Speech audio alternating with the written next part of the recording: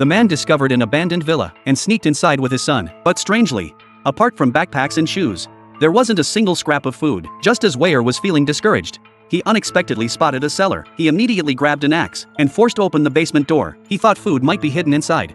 But when he reached the far end of the basement, the sight before him filled him with terror. A group of naked people stared at the two intruders. Terrified, Wei turned to run, only to be suddenly stopped by a strange figure. The stranger kept pleading for help. In the critical moment, Wei shoved his son out of the cellar and kicked the man down himself. Only then did he escape the terrifying cellar. Grasping his son, he tried to flee the place, but Andy stopped him. Through the window, Andy had spotted a group approaching. Will had no choice but to rush upstairs with his son. When they hid in a room, they found it drenched in blood. Andy was overcome with panic. Through the door crack, Will saw a woman ascending the stairs. Yet in this critical moment, the basement door began to creak open. Hearing footsteps and struggle outside, Will dared not linger. He dragged his son toward the exit, seizing the moment while the intruder handled the cellar's provisions. Will led his son to safety, but danger lingered. The man sensed something was wrong.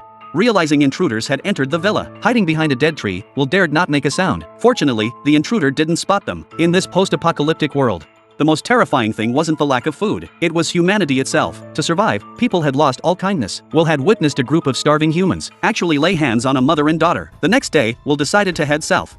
Perhaps there lay hope for survival. Along the way, Will discovered a hidden cellar. Having learned from his previous mistake, he decided to leave his son outside and cautiously climbed down himself. When he saw what was stored inside, Will felt an instant surge of excitement. Not only was there electricity, but also enough food stockpiled to last a year. Finally, in the 8th year since the apocalypse, the two shared their first lavish dinner. To ensure safety, Will dragged a mattress over to cover the cellar entrance, fearing discovery. But that night, Will began coughing violently. Before he could react, barking echoed from above. In this cannibalistic apocalypse, how could a dog exist?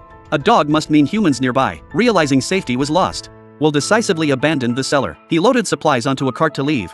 But things weren't that simple. The arduous journey pushed him to his limit. He coughed up blood. Seeing his weakened father, Andy felt an instant pang of sorrow. As his condition worsened, Will's only lingering worry was his son, so he resolved to quicken his pace, finally reaching their destination. The scene here mirrored the apocalypse exactly. Ultimately, Will fell ill. Knowing his time was short, he told his son to keep heading south. He believed somewhere in this world, there must be a place where people could live in peace. Soon after, Will passed away. Andy fought back tears as he holstered the pistol at his waist. Just then, a man suddenly appeared. Andy tensed instantly. As the man approached, Andy aimed the gun at him, but the stranger showed no fear. Instead, he invited the boy to live with his family. Seeing the warmth of their household, a woman with gentle eyes, a brother and sister, even a living dog, Andy's heart softened. He found hope for survival. I'm so glad to see you.